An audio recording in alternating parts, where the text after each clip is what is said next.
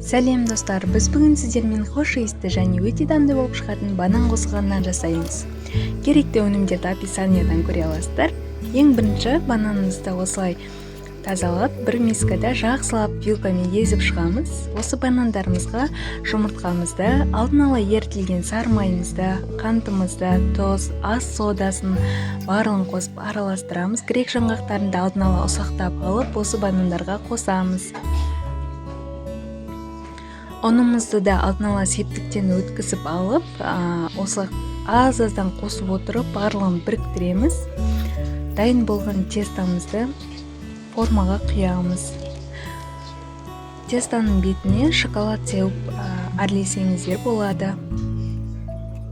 Бірақ міндетті емес.